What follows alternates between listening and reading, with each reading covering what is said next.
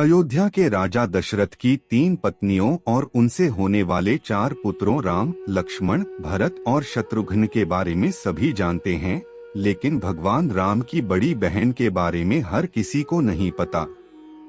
वाल्मीकि रामायण में भी राम की बहन शांता के बारे में जानकारी नहीं है, लेकिन दक्षिण पुराण में भगवान राम की बहन शांता का इतिहास जरूर मिलता है। भगवान राम की बहन शांता का सच यह है कि शांता राम की बड़ी बहन और माता कौशल्या की बेटी थी। वह बहुत ही सुंदर और हर कार्य में निपुण थी। शास्त्र से लेकर पाक कला तक में एकदम पारंगत।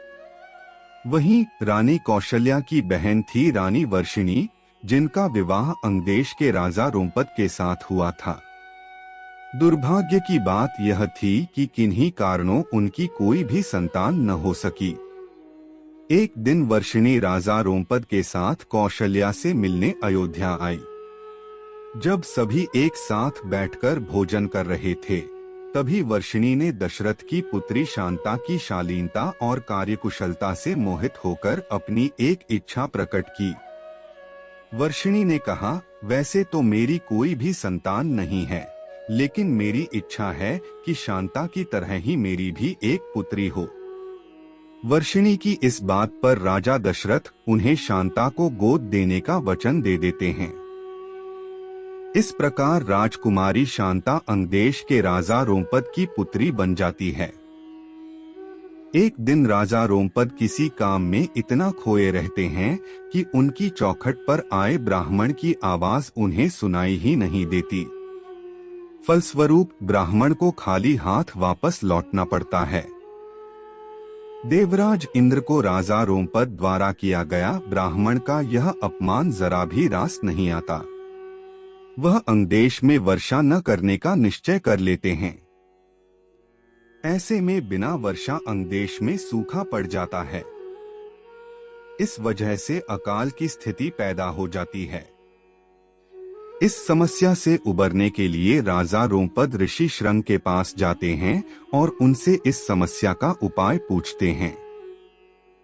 ऋषि राजा को यज्ञ कराने की सलाह देते हैं, जिससे रूठे इंद्रदेव को मनाया जा सके।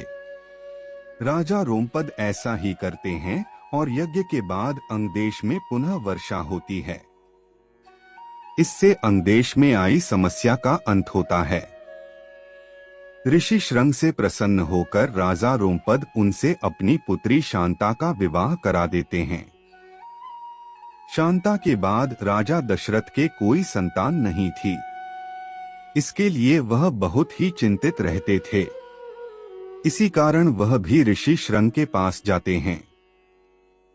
ऋषि श्रंग उन्हें कामाक्षी यज्ञ कराने की सलाह देते हैं।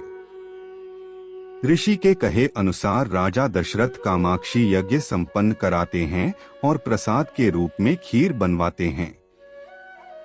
यज्ञ समाप्त होने के बाद जो खीर का प्रसाद था, उसे राजा दशरथ की तीनों पत्नियां कौशल्या, सुमित्रा और कैकेयी ग्रहण करती हैं। कामाक्षी यज्ञ के प्रताप से रानी कौशल्या को पुत्र के रूप में राम, कैकेयी को भरत और सुमित्रा को लक्ष्मण व शत्रुघ्न की प्राप्ति होती है। चारों पुत्रों को अपनी बहन शांता के बारे में कुछ भी मालूम नहीं होता है।